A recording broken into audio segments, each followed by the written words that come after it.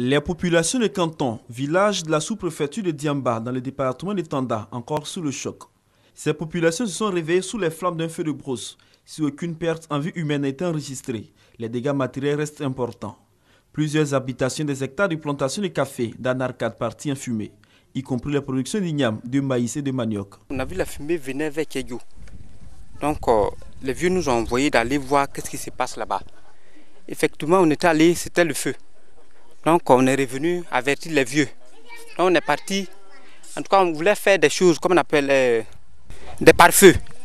Quand on fait des pare-feux net, en même temps, le feu dépasse. On fait des pare-feux, ça dépasse. Jusqu'à... Ça nous poursuivait comme quand on abat une chose, comme on appelle un lion qui n'est pas mort. Et puis en même temps, il est derrière toi.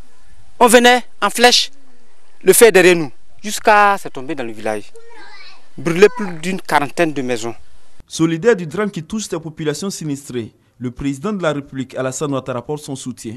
Sur instruction du chef de l'État, le ministre Kobenon Kwasi Adjoumani a dépêché une délégation chez des populations qui ont perdu les efforts de plusieurs années. La délégation conduite par le président du conseil régional du Gontougo a, au nom du ministre Kobenon Kwasi Adjoumani et du président Alassane Ouattara, traduit la compassion du gouvernement aux populations. Des dons en vivres et non-vivres ont été remis aux sinistrés, le tout d'une valeur de 5 millions de francs CFA. Le président du conseil régional de Gontougo, Ignace Kossoni, et le sous-préfet de Diamba ont exhorté les populations au respect des mesures de prévention des feux de brousse. Les populations ont exprimé leur reconnaissance au président de la République, Alassane Ouattara, ainsi qu'au ministre Kobenon Kwasi Adjoumani, cadre de la région. Elles comptent s'investir pour que pareils sinistres ne se reproduisent dans leur sous-préfecture.